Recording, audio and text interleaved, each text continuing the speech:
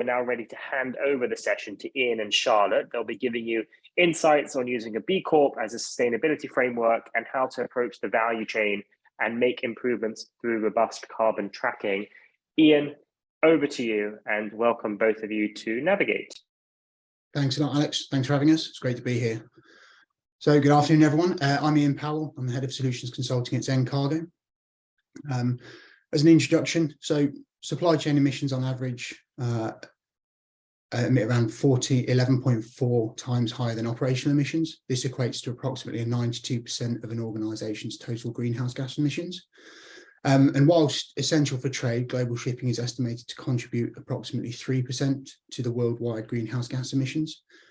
With this in mind, we see a continued introduction of new and ongoing deployment of iterative sustainability legislation, such as IMO 2023, as well as the continued commitment from governments around the world to achieve net zero goals.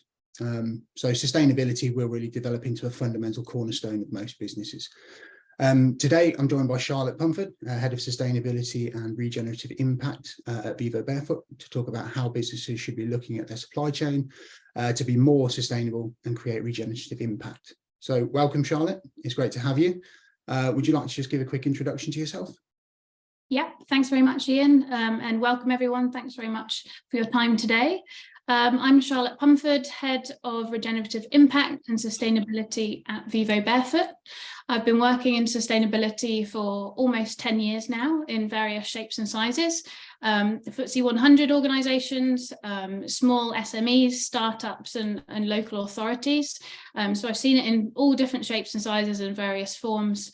But at the moment, very much still working with Vivobarefoot. I've been there for just over 3.5 years now, managing the sustainability strategy for the organisation. So very happy to be here today to talk a little bit more about that. That's great. Thanks a lot for that introduction, Charlotte. So Vivobarefoot focuses a lot on its regenerative impact in the business and your value chain. Could you give the audience just an overview of what that is and what that actually means? Yeah, sure. So we use slightly different terminology, I believe, to most players and most organisations across our industry. For us, when we talk about regeneration and regenerative impact, sustainability is no longer enough. And that's truly at the heart of what we believe as an organisation. In terms of sustaining what we already have, with a lot of the environmental degradation and damage that we have on a global aspect, with obviously climate change ever increasing in terms of impacts, sustainability is no longer an option for us, we believe at Vivobarefoot.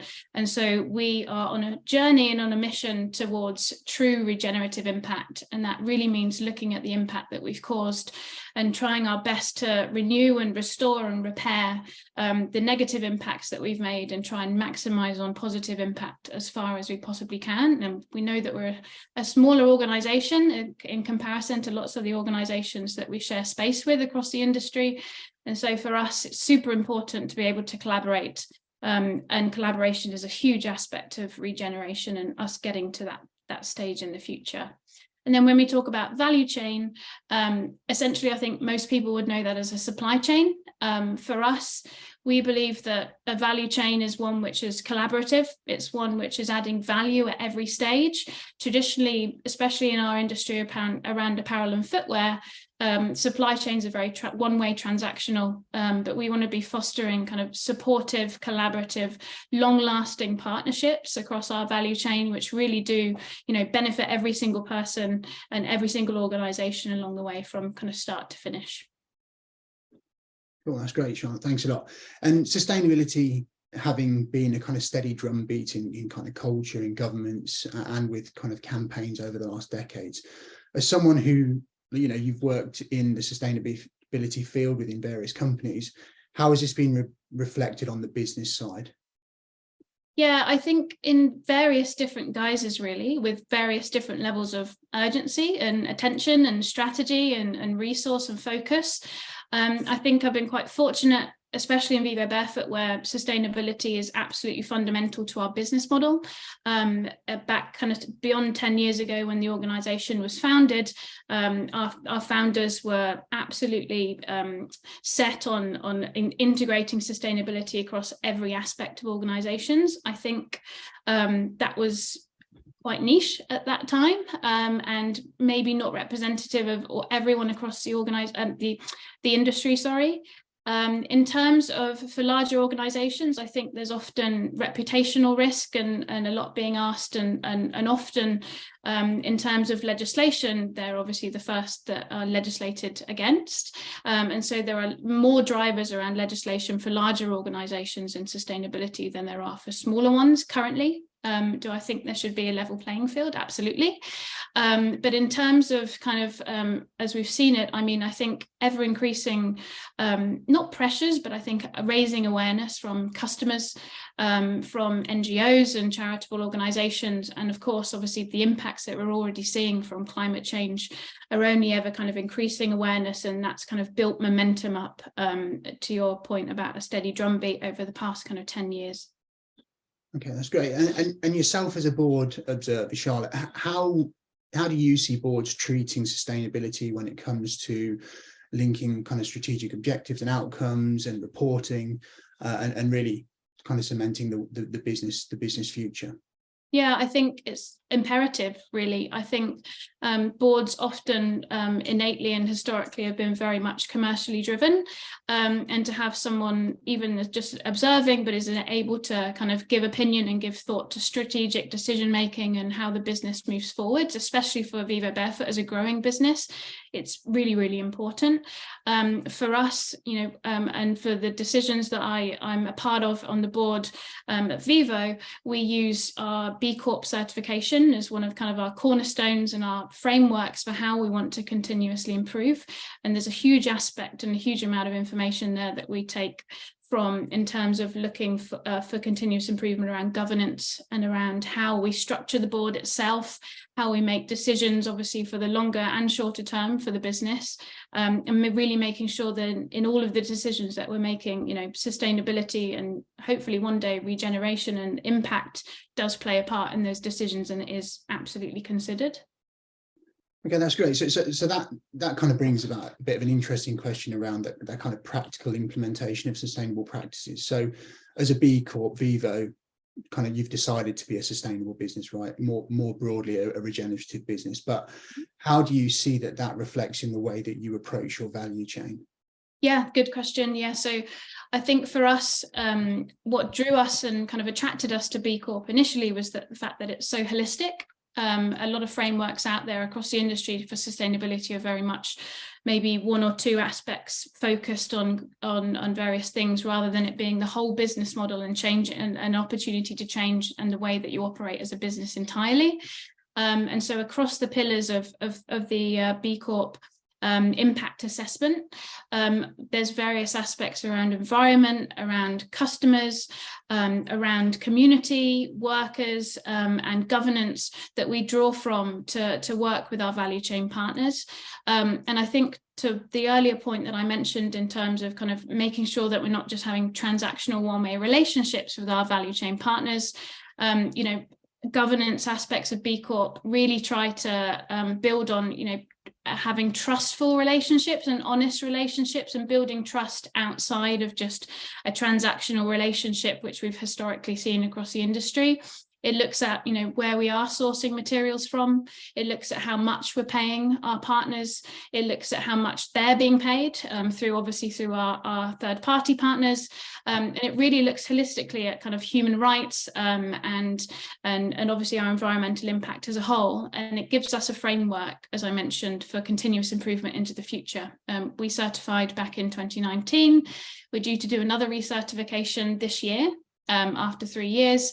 And as a part of that, you know, we've used the framework over that period of time to look for improvements and to really set the business strategy as a whole in terms of where we want to be in September, but also for the next kind of, you know, 3 to 6 years. Okay, that's great. I mean, obviously I can concur that from the relationship that we have between Vivo and Zen Cargo, right? So looking at businesses then that are yet to implement any sort of robust carbon tracking, and don't know yet what kind of improvements are available from that. Could you kind of give us an overview of whilst working with Zen Cargo and Pledge, what key improvements you've seen from what we've implemented, and are there anything that surprised you within that working group and the outcomes of that working group? Yeah, sure. I think what I'd say is we're very much still in the early stages of that, and still in the early stages of understanding what our impact is from Scope 3 emissions. We want to make sure that we're looking at it holistically, so all environmental impact as a whole. But in terms of the work that we worked on together as a collective, it was really important for us to, be able to capture that data. Often it's really opaque across the industry and not very easily accessible. And so for us, just having access to that data and having access to a complete data set was really, really amazing, and something that we hadn't had before. And then we were able to work to analyze that, of course, and to look at what our baselines are for both upstream and kind of downstream logistics. And so for us to be able to use that going forwards to set roadmaps to reduce our impact, it's paramount to be able to do that. So I think just collecting that data as an initial starting point and using that going forwards, and making sure we're interacting with the platform going forwards is going to be crucial to be able to demonstrate how we're going to reduce impact now we know what the impact is. Yeah, that's great. And previously you mentioned about implementing sustainable practices kind of beyond your immediate organization.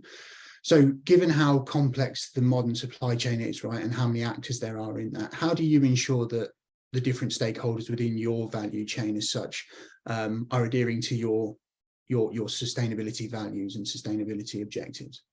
Yeah, so that's also a good question. So, and I mean, it's difficult, in honesty. I think everyone finds it very challenging, and the industry at whole has a long way to go.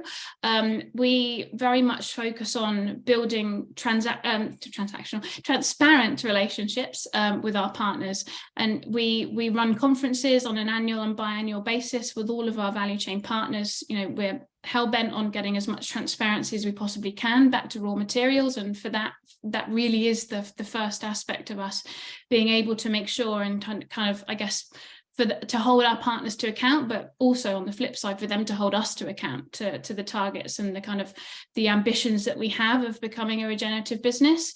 So having very open and honest relationships, and approaching partnership, I think this is the kind of key word here, as well as we've talked about before.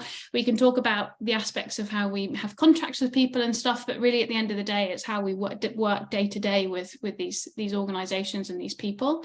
And collaboration and partnership forms the absolute kind of bedrock of us being able to work into the future, work innovatively. So obviously kind of working with yourselves to be able to get the data that we didn't have before in a piece of innovation, and just being able to very transparently work together in a way which, not everything goes right all the time. So being able to have discussions about things and work and build on things for continuous improvement is critical. So I think in a nutshell, to answer your question, kind of collaboration, getting the right data and building trust and building long-term partnerships. And of course, obviously the logistics of contractual obligations and that sort of stuff, but we kind of see a lot beyond that. And talking about that data, I mean, from what you did with us as Zen Cargo and the outcomes that we've essentially delivered, how does that support you in communicating specific goals across your supply chain partners or your value chain and setting out the sustainability kind of a roadmap there? Yeah, again, critical. It really supports the decisions, like to make well-informed decisions in terms of understanding what our impact is, and having a look at the volumes that we're shipping, having a look at the types of product coming from where, the partners we're manufacturing with in the specific regions, all of those kind of key aspects of strategy moving forwards, and looking at how we can reduce impact, and consolidating, etc., is super important. I think it's only becoming even more important when you talk about anything externally, that you have the due diligence and you have the data to back it up. There's obviously lots of aspects of people making various claims and targets, and we want to be doing that with meaningful information that backs up what we're saying. And so both externally, but also externally to our value chain partners, we're being open and honest about what our calculations look like, what the data looks like, and also involving them in the discussion and the kind of round tables around how do we collectively reduce our impact here, and getting people involved, and making it, again, kind of that buzzword, but as collaborative as possible. Okay. No, that's great. Thanks very much for that. And then as a sustainability first business, which you guys are, and kind of setting your store going forward and driving future improvements, what does your roadmap look like, and how are you essentially kind of improving your execution in the future from a kind of value chain perspective? Yeah, and obviously how are you measuring it as well? That's key. Yeah, I think point one would be absolute transparency, and trying to get as much visibility and transparency as we possibly can is fundamental and paramount to what we're trying to achieve. I think secondly, and the innovation around that, but B-Corp continues to be the framework that we will utilize for continuous improvement, and all of those touch points that were just up on the screen have impacts in various areas for collaboration with our partners. So we will continue to use B-Corp as we gain future transparency over the value chain, and hopefully engaging and working to reduce impact from there. And I think really kind of lastly is having a real commitment and a real drive and real ambition internally to make change. I mean, we've discussed before, but this isn't going away, and it's going to be only kind of ever increasingly more important that businesses and organizations are able to adapt to a lot of the challenges that we kind of see coming, and quite often probably those that we don't see coming. And so having kind of a commitment and buy-in and resource allocated internally alongside the frameworks, and obviously the transparency and the collaboration, is also super important for us and every other organization, I believe, to make positive change. That's great. And then talking maybe just another question around B Corp and the framework. How are you guys approaching your B Corp certification, and how are you managing that as an organization to really measure that you're hitting those kind of regenerative targets that you've set yourself? Yeah, so we have a cross-functional team of people across our organisation who from every department who work on B Corp. So there's specific questions in the impact assessment related to their area of work. So we have a cross-functional circle which is led by my team, the regeneration team. And we, as I mentioned, we certified in 2019, and we kind of did a couple of years on our own in terms of obviously installing improvements and looking at what a roadmap could be for strategic improvements. We've done a series of self-assessments against improvement from the 2019 baseline that we have, and then we've done a series of a couple of third-party mock verifications, if you like, with a consultancy, just to check that we are actually doing what we say we're doing, and where we believe we are in terms of improvements. And so I'd say it's a real kind of cross-functional effort across the business. Everyone is, from the top down, legal board, executive, all the way down through the business, is fully aligned and fully committed. We've changed people's job descriptions so that B Corp forms an aspect of their role specifically. And in terms of kind of just monitoring and measuring and having kind of, I would say, eyes on it all the time is the kind of key aspect here, in terms of quite often it's easy to kind of get the certification and then leave it and then kind of scramble around at the end once you need to recertify again. But for us, we knew that it formed, again, the foundation of what our strategy is moving forward beyond sustainability. So it was imperative that we keep looking at it all the time, and we're engaging across the business all the time to see where we can make improvements. Okay, that's great. And interestingly, looking at the survey results from the beginning of this session, do you think that the B Corp framework is a good starting point for organizations really to start to dabble with, or start to, should we say, identify certain things that they can implement within their own businesses that might help them to achieve certain sustainability objectives, and also longer term look at regenerative practices? Yeah, I do. Yes. I think it's one of the most holistic frameworks out there, which covers such a broad range of aspects across anyone's business model and beyond. And when I first started at Vivobarefoot, we did a huge kind of recce of all of the different frameworks that are out there, and to have a look at which ones we may or may not want to align to, and resoundingly, B-Corp was the most inclusive and gave the kind of the best 360 picture of what an organization could look like if they were to try and, to B-Corp's line, balance profit with purpose. And so I would advise anyone really, if they're just starting out and trying to understand whether B-Corp might be a good fit for them. It's free to download the impact assessment and have a look around. No obligation to do the certification, and to just log in and make an account, and just have a look at, and even just use it from there in terms of the framework for improvement. So I'd definitely say yes. Awesome, that's great. Thank you very much. So I think we've got an opportunity for some Q&As now. We do have a couple that have come in. So let me just review those briefly, and then there's obviously a couple of that I might throw out to you, Charlotte, yep, if you don't mind. So maybe a first one: how rigorous is the B Corp certification process, and how did the tracking and how essentially, I think, how did you then track the factors associated to that? So it's quite rigorous. I think there's a series of kind of beyond 200 questions in terms of the impact assessment itself. The certification requires you to provide evidence for all of those questions within that you are obviously saying that you're scoring points for, and then it's kind of a 2 to 3 month process from there in terms of getting an assessor and going through and going back and forth, providing evidence as requested. So the assessment and the certification itself is quite rigorous.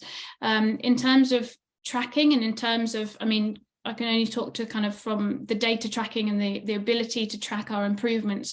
I think B Corp itself gives you kind of a quantifiable metric of improvement, because you can see the answers already laid out for you, and the roadmap already laid out for you in terms of best practice. You can, if you're kind of hitting the lowest rung of the ladder, you can see all of the questions and the parameters that you need to meet in future to kind of score top points, if you like. And obviously it's not all about the points, but you can see you know, where the aspects are for improvement. So it's very easy to track using the BIA, and obviously that gives you a framework, like the work that we did together for greenhouse gas emissions, gives you a framework for being able to track and I guess communicate the improvements that you've made around certain environmental impacts as well. Okay, great, thank you. And then another question, I think this is more for me and you to answer jointly, but apart from the obvious environmental benefits of tracking emissions, have you seen that there's have you seen that this drives other benefits in the business, such as increased efficiency? So I mean, I can maybe talk around that more broadly from a kind of wider customer perspective. So in terms of what other value initiatives can we drive as Zen Cargo on the back of kind of measuring the sustainable your CO2 footprint, is that we work with a lot of customers to drive other value projects. So for example, we may look at projects to improve container utilization and fill. Now, ultimately, at the end of the day, that reduces your overall number of transportations, which in essence can then contribute to a reduction in emissions footprint. We may also look at initiatives such as consolidation, to look at origin consolidation and buyer consolidation, where we reduce obviously the overall number of shipments. We look at consolidating shipments to optimize the loads, etc. So there are a number of initiatives. We may look at, should we say, supporting our customers with not only offsetting, should we say, initiatives, but also insetting initiatives. So using alternative fuels and buying alternative fuels to reduce emissions at source directly. So there's a number of things that we can support with the Zen Cargo to support our customers see additional reduction benefits in their footprint. And obviously that is also dependent on, you know, volume shipped as well, and general growth. But part of our metrics that we deliver will measure that. So they measure, you know, they measure different efficiencies and so forth in your CO2 footprint. And then, I suppose, Charlotte, from your side, how do you see that reporting supports you guys to drive reduction? Yeah, so I think, as mentioned, I mean, we're still very early days. So in all honesty, we've just got the initial baseline from last year, and we're working to collect the baseline and the data for moving forwards. And so I guess, Ian, to all of the points you've just spoken to, but I think particular for Vivo, insetting is fundamentally the way that we'd like to go.